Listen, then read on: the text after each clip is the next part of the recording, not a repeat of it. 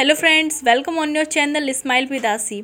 Friends, प्रतियोगी परीक्षाओं की तैयारी कर रहे विद्यार्थियों के लिए बहुत बुरी खबर है। उनके सभी अरमानों पे पानी फिरने वाला है। इतनी मेहनत कर रहे विद्यार्थी जो सरकारी नौकरी हासिल करने का सपना रखते हैं, उसके लिए बहुत बुरी खबर है। प्रदेश सरकार से सरकारी नौकरी की उम्मीद लगा बैठे युवाओं के लिए ये तोहफा है कि अब उनको सरकारी नौकरी मिलना बहुत मुश्किल है, नामुमकिन जैसा है। और अगर सरकारी नौकरी मिल भी जाती है तो उसमें सरकारी नौकरी का ना कोई रौब है, ना कोई तनख्वाह है। ऐसा मैं क्यों बोल रही हूँ, मैं पूरी खबर आपको विस्तार से बताऊंगी। बनी रहिए आप मेरे साथ इस वीडियो के अंत तक। कोरोना की महामारी ने हर वर्ग को बहुत परेशान किया। मजदूर जो घर से बेघर हो गए, इधर उधर उन्हें भटकना पड़ा, सड़कों पे पैदल चलना पड़ा, इतनी दूरियां तय करनी पड़ी। उसके बाद लगातार बेरोज़गारी बढ़ती रही, युवा बेरोज़गार हुए, लोगों की प्राइवेट नौकरियां छूट गईं और आगे आने वाली भर्तियों का भी कोई भरोसा नहीं है कि कब उन्हें वो भर्तियां मिलेंगी। युवा रोज़गार चाह रहा है, तब सरकार इस तरह के फैसले करती है। एक तो छात्रवृत्ति पे भी पूरा संशय बना हुआ है कि छात्रवृत्ति मिल पाएगी इस वर्ष या नहीं मिल पाएगी। सारी गाज मिडिल क्लास के बच्चों पर ही गिरती है। और अब सरकार ने ये फैसला किया है कि अब 5 साल की संविदा की नौकरी से शुरू होगी सरकारी नौकरी। मतलब 5 साल तक आपको संविदा की नौकरी करनी पड़ेगी। उसके बाद कहीं आप जाके सरकारी नौकरी हासिल कर पाएंगे, और कर भी पाएंगे या नहीं कर पाएंगे ये भी कोई क्लियर नहीं है। क्योंकि किसी भी वर्ष अगर आपने 60% से कम अंक हासिल किए तो आपको नौकरी से बाहर कर दिया जाएगा। हाँ दोस्तों, आपका हर साल टेस्ट होगा और अगर आपने किसी भी वर्ष 60% से कम अंक हासिल किए तो आप उस वक्त नौकरी से बाहर हो जाएंगे और आपकी सरकारी की नौकरी पाने की ख्वाहिश, सपने सारे टूट के बिखर जाएंगे।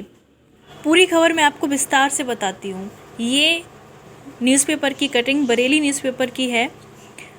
जिस अखबार में ये खबर छपी है उसमें यही हेडलाइन है कि अब 5 वर्ष की संविदा से शुरू होगी सरकारी नौकरी। समूह ख व ग की भर्ती में बड़े बदलाव की तैयारी। हर 6 माह पर मूल्यांकन। किसी वर्ष 60% से कम अंक आए तो नौकरी से बाहर। कठिन मूल्यांकन प्रक्रिया में छटनी से बचें, तब ही सरकारी नौकरी पक्की हो पाएगी। फ्रेंड्स, ये आगामी प्रतियोगिता भर्तियों के लिए तो है ही है, साथ में जो चली आ रही भर्तियां हैं वो भी इसी के दायरे में आएंगी। और 5 वर्ष तक जब तक आप संविदा पर रहेंगे, सरकारी नौकरी होते हुए भी जब तक आप संविदा पर रहेंगे, तब तक आपको एक निश्चित वेतन, मतलब कि कम वेतन दिया जाएगा 5 वर्ष तक। और 5 वर्ष में आपका हर साल मूल्यांकन भी होगा। और अगर आप मूल्यांकन में खरे नहीं उतर पाए, 60% से अगर आपको कम अंक आते हैं तो आपको उसी वक्त नौकरी से बाहर भी कर दिया जाएगा। इस तरह के घटिया नियम सरकार लाती कहाँ से है? मानवता, संवेदनाएं बिल्कुल बची नहीं है इस सरकार में।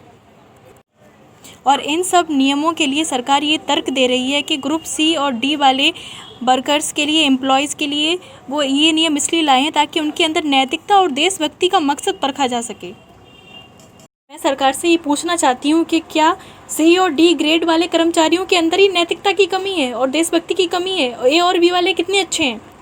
छोटे स्तर के कर्मचारी, हम मिडिल क्लास वाले बच्चे जो छोटे स्तर की नौकरी ले पाते हैं, उनके लिए आप इतनी सारी शर्तें रख रहे हैं, और आप ऑफिसर्स लेवल के लिए उनके लिए कोई शर्त नहीं है। जबकि सही मायने में पूछा जाए तो जितने भी बड़े घोटाले होते हैं वो ए और बी लेवल के अफसर ही करते हैं। सी और डी ग्रेड के कर्मचारी तब तक भ्रष्टाचार नहीं कर सकते हैं जब तक ए और बी ग्रेड के कर्मचारी भ्रष्टाचार ना करें। और वो छोटे तबके के लोग हैं, उन्हें कितना मिलता होगा भ्रष्टाचार के लिए। लेकिन आप बड़े तबके की हो, ए और बी ग्रेड के हो, बड़े अफसर्स हो, तो करोड़ों में लोग घूस लेते हैं। मुझे लगता है ए और बी ग्रेड के कर्मचारियों की देशभक्ति और नैतिकता परखने की ज़्यादा ज़रूरत है सरकार को, ना कि सी और डी ग्रेड वालों के लिए। ओके फ्रेंड्स, तो आप इस नियम को लेके किस तरह से सोचते हैं हमें कमेंट बॉक्स में बताइए और चैनल को सब्सक्राइब कीजिए। थैंक्स।